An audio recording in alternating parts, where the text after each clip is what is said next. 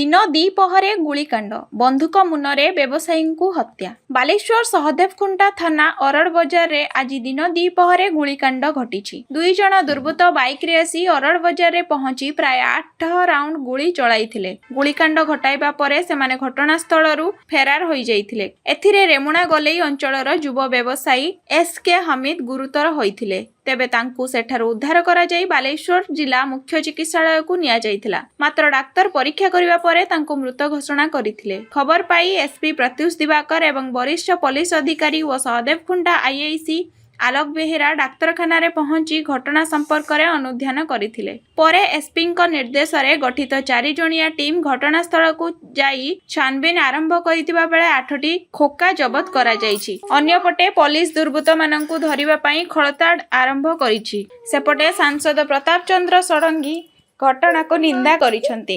मृत व्यवसायी एसके हमीद आज दिहिपरे अरड़ बजार रे रहुतिबा तांका भौणीको घर को आसीथिले। से गाड़ी रु ओह्लाइबा मात्र दुर्बृत्त माने बाइक रे आसी तांका ऊपर को आखिबुझा गोली वर्षा करी सेठारु पळाई जाइथिले। अन्यपटे हत्याकांडर कारण जणा पड़ी नथिले भी पुलिस छानबीन आरंभ करि सारिछि। आज दुई पैर तीनटा मंदिर मझे गोटे फायरिंग इंसिडेंट होती जहाँ भितर जड़े युवक जो रेमुना एरिया रे थेला तार डेथ हो जाए। एवं पर्यटन जोटा इन्वेस्टिगेशन जना पड़ू कि दुईटा लोक आसी जड़े गोटे बाइक रे जो तांको ऊपर फायर करिसेंती। स्पॉट रे हमरो साइंटिफिक टीम अछि तांको 8टा खोका से बरामद करिसेंती। फर्दर अभी एविडेंस कलेक्शन भी चली। आउ ये दुईटा लोक दुईटा फायर आर्म्स यूज करिसेंती कु बाटर एस्केप करिसेंती सेटा भी हमें एबे जानिलु। और फर्दर हमारे इन्वेस्टिगेशन चली और हमारे 4टा टीम विभिन्न थाना रू मिसाई के स्पेशल स्क्वाड सबू लगी ना एबे पर्यंत किसी डिटेन नहांती। फर्दर तार एक मर्डर मोटिव कौन तार इन्वॉल्वमेंट कहा सेटा भी एबे पर्यंत जाना ही नहीं। किंतु शीघ्र ही हमें जो हमारे इन्वेस्टिगेशन चली हमारे आशा अच्छी कि शीघ्र हमें से केस को कैच कर देखा। तो विभिन्न कारण थाई पारे पूर्व शत्रुता भी थाई पारे विभिन्न का माने ऑल पॉसिबिलिटीज आर ओपन। एबे जेहेतु हमें किसी कंक्रीट कही पारिबो नहीं इन्वेस्टिगेशन टिके और प्रोग्रेस होबो तो आप लोग कंक्रीट जणाई पारिबो।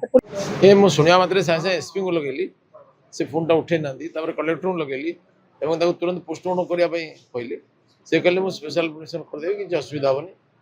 बाकी मेडिकल आसिल देखिली दिन दीपरे एपरि लोक साहस करछथि ये गोटे भयंकर विपर्यस्त स्थिति आईन श्रृंखला परिस्थिति प्रति गोटे चैलेंज से मो प्रशासनिक अधिकारी मान सहित विषय बसबी जे एपरि बारंबार हेबाटा आम बड़ चिंताजनक।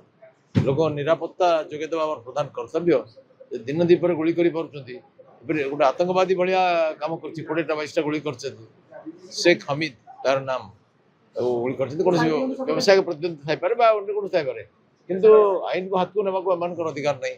सुतरां दुर्वृत्त मान कठोर और दृष्टांतमूलक शास्ति विधान करने जिलापाल एसपी डीआईजी मान सहित कथा हो। हाँ ये परिस्थिति बड़ चिंताजनक।